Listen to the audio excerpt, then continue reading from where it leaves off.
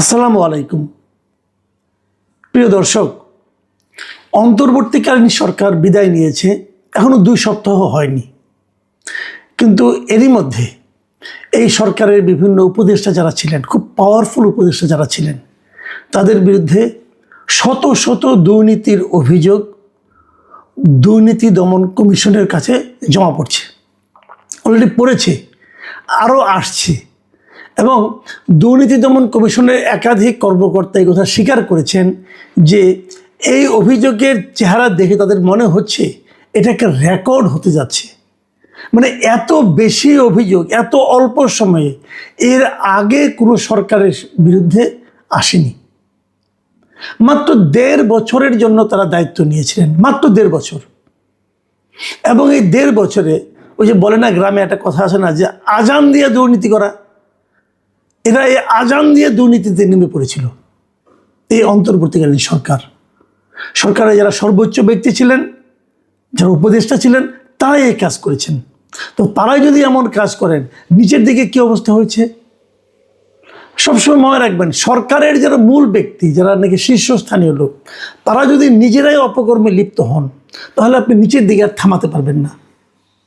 এখন উপরের দিকে যেটা হয়েছে বলে আমরা এরই মধ্যে খবর পাচ্ছি, নিচের দিকের প্রকৃত চেহারা যে কি সেটা জনগণ জানে। জনগণের শরীরের উপর দিয়ে গেছে সেই দুর্নীতিটা, চাপটা।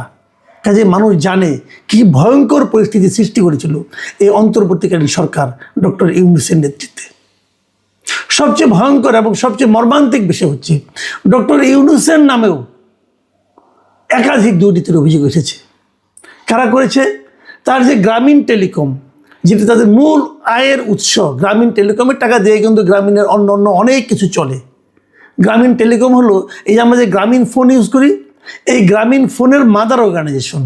মানে প্রথম সরকারের কাছ থেকে লাইসেন্সটা নিয়েছে গ্রামীণ টেলিকম, তারপর সেটা পরিচালনার জন্য তারা গ্রামীণ ফোনকে, মানে আপনার এই নরওয়ের যে টেলিনর কোম্পানি আছে তাদেরকে দায়িত্ব দেয়, তারা ওখানে করে। এবং এর যা প্রফিট হয়, সেই প্রফিটের প্রায় 30-32% প্রফিট এই গ্রামীণ টেলিকম বসে বসে পায়।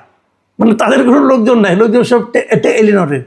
এবং সেই টাকাটা 9-6 করা বলেন, যা কিছু করা বলেন, এখান থেকে ওখানে নেওয়া, ওইখান থেকে আরেক কোম্পানি করা, সেই কোম্পানি করা, নিজের নামে ট্রাস্ট করা। ডক্টর ইউনূস দেখবেন মাঝে মাঝে বলেন যে আমার কোনো অর্থ নাই, ওনার কোনো টাকা পয়সা নাই, ওনার নামে কিচ্ছু নাই, ব্যাংকে কিছু নাই, কিন্তু ওনার নামে একটা ট্রাস্ট আছে। ট্রাস্ট মানে একটা ট্রাস্ট গঠন করেছে, যে ট্রাস্টের একমাত্র কাজ হলো ডক্টর ইউনূসের পরিবারকে লালন পালন করা। শুনেছেন কখনো এরকম? এই ট্রাস্টে টাকাটা কোত্থেকে আসে? এবং এই ট্রাস্টের কেন করা হয়েছে? যে ট্রাস্ট করলে পর তার কোনো ইনকাম ট্যাক্স দিতে হয় না, এবং এই জন্য উনি এটাকে ট্রাস্ট করে রেখেছেন। এবং ওই ট্রাস্টের একমাত্র কাজ হলো উনি, ওনার পরিবার, মানে ওনার স্ত্রী, কন্যা, এদেরকে লালন পালন করা। এই হলো ট্রাস্টের কাজ। তার মানে ওনার কিছু থাকার দরকার নেই রে ভাই, ওনার বাকি জীবন তো ট্রাস্টই চালাবে। এই হলো ডক্টর ইউনূস। এবং সেখানে কি কি বলা হয়েছে, যে কিভাবে সেই গ্রামীণ একটা ট্রাস্ট করছে করে গ্রামীণ কল্যাণ, গ্রামীণ টেলিকমের টাকা অর্থ আত্মসাৎ করেছে, তার ডিটেল বিবরণ দিয়ে তারা কিন্তু দুদকের কাছে অভিযোগটা করেছে।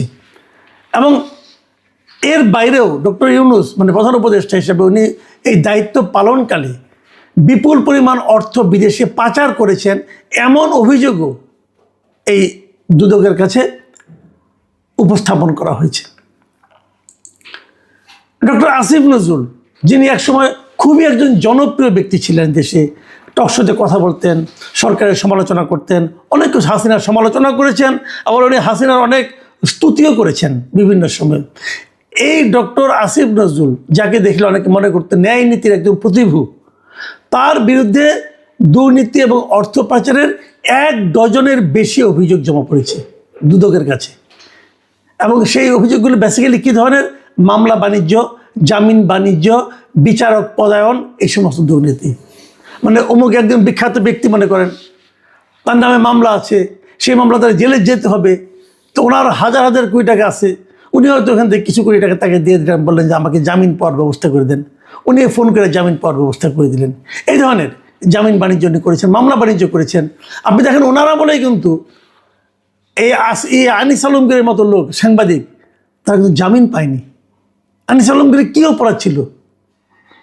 কী অপরাধ ছিল এবং ওনার যে নিম্ন আদালতের জামিন না পাওয়া এই ব্যাপারে যে ডক্টর আসিফ নজরুলের ভূমিকা ছিল এটা নিয়ে কারো কোনো সন্দেহ নাই, আমার তো অন্ততপক্ষে নাই। কেন সম্পূর্ণভাবে এইগুলি কি দুর্নীতি পর্যায়ে, এর হয়তো টাকা পয়সা পাওয়ার ব্যাপারে এখানে নাই, কিন্তু উনি যে কাজটা করেছেন এটা তো অনৈতিক কাজ করেছেন। একটা মানে ওনার আসিফ আনিস আলমগীরের বিরুদ্ধে একজন সাংবাদিক কথা বলার অপরাধে ওনার বিরুদ্ধে এই মামলাগুলো করা হয়েছে এবং সেটাকে সন্ত্রাস বিরোধী মামলা করা হয়েছে, সেটা বোঝাই যায়।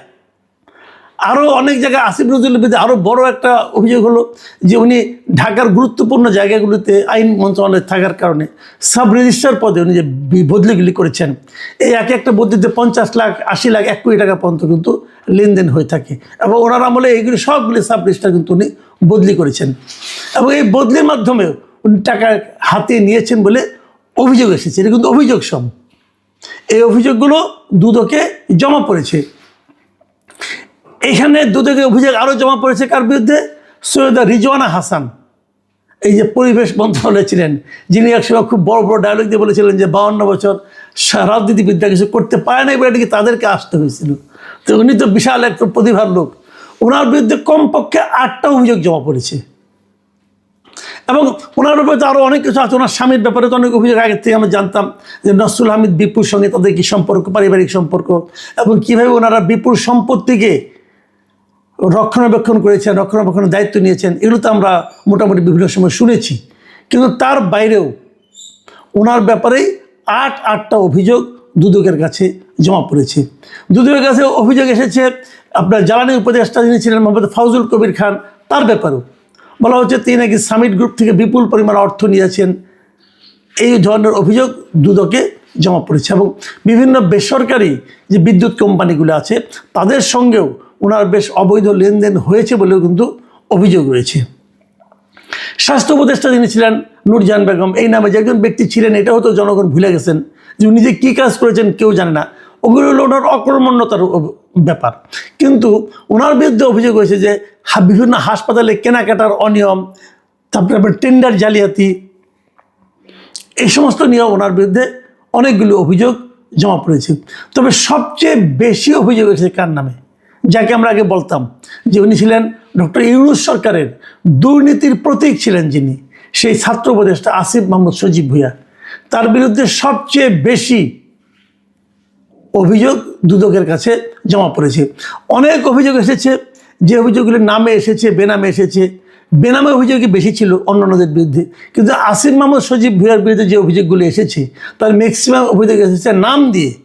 এখানে তার নাম গোপন করার আর প্রয়োজন মনে করে নাই, মানে এত অকাট্য প্রমাণ সহ অভিযোগ এগুলি এসেছে যেগুলির মধ্যে তারা নাম সহ তারা অভিযোগ করেছে।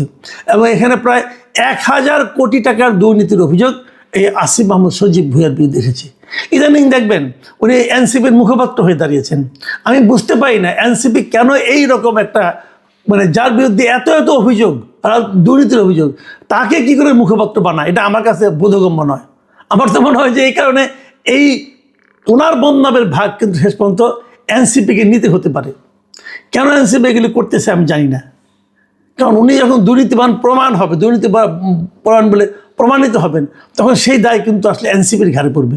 অনেকে তো এমন কথা বলেন যে তার টাকাতেই নাকি এনসিপি চলে, হতে পারে আমি জানি না। উনি শুনলাম সামনে নাকি মেয়রের নির্বাচনও করবেন ঢাকা দক্ষিণে, সেটাও জনগণ দেখবে তাকে কীভাবে করবে, কিন্তু তার বিরুদ্ধে সবচেয়ে বেশি অভিযোগ এসেছে। প্রিয় দর্শক, আমরা জানি না এগুলি কি হবে, তবে আমরা আশা করব দুদক এই সমস্ত অভিযোগগুলো খতিয়ে দেখবে এবং দুর্নীতি সে যেই করুক, মানে ABCD, উচ্চপদস্থ, মধ্যপদস্থ না নিম্নপদস্থ না গরিবরা ধনী না বিখ্যাত ব্যক্তি রাজনৈতিক নেতায় যে হোক, সে দুর্নীতি এর বিরুদ্ধে জিহাদ ঘোষণা করতে হবে। দুর্নীতির কোনো ছাড় নাই। যিনি দুর্নীতি এই দেশটাকে শেষ করে দিয়েছে, আজকে এই দেশটার যে দুরবস্থার কথা আমরা বলি, তার মূল কারণ হলো দুর্নীতি। আমরা শেখ হাসিনা সরকার আমলে দেখেছি কীভাবে হাজার হাজার কোটি টাকা বিদেশে পাচার হয়ে গেছে, ব্যাংক লুট হয়ে গেছে। আমরা দেখেছি দুদক তখন কোনো ভূমিকা রাখে নাই। দুদককে নিয়ে মানুষ হাসাহাসি করতো, মানুষ বলতো দুদক কেবল দুর্বলের জন্য, দুদক কখনো সরকারের বিরুদ্ধে কিছু বলে না, এখনও তো তাই বলবে না। কিন্তু যে সরকার থেকে মাত্র ধরা নেমেছে, তাদের বিরুদ্ধে যে অভিযোগগুলো এসেছে, আমরা আশা করব দুদক এগুলো খুব সিরিয়াসলি নেবে এবং চুল চেরা বিশ্লেষণ করবে। যদি এগুলো দুদক ঠিকঠাক মতো হ্যান্ডেল করতে পারে কেবল তাহলেই আমরা বলবো যে না, দুদকের পক্ষে সম্ভব। আমি বর্তমান যে বিএনপি সরকার আছে তাদেরকেও বলবো, তাদেরকে আমি বলেছি বহুবার যে আপনারা দুদকটাকে ঠিক করেন, দুর্নীতিকে থামান। দুর্নীতি হলো কি একদম ঘুণ পোকার মতো, একদম সরকারকে, দেশকে, জাতিকে ভেতর থেকে খেয়ে দেয়। এই জায়গাটা যদি থামাতে পারেন, আমরা হয়তো এই জাতি নিয়ে সামনের দিকে অগ্রসর হওয়ার স্বপ্ন দেখতে পারবো। প্রিয় দর্শক, আমরা অপেক্ষা করব দুদক এদের ব্যাপারে কী ব্যবস্থা নেয় সেটা দেখার জন্য। এখন এ পর্যন্তই। আল্লাহ হাফেজ।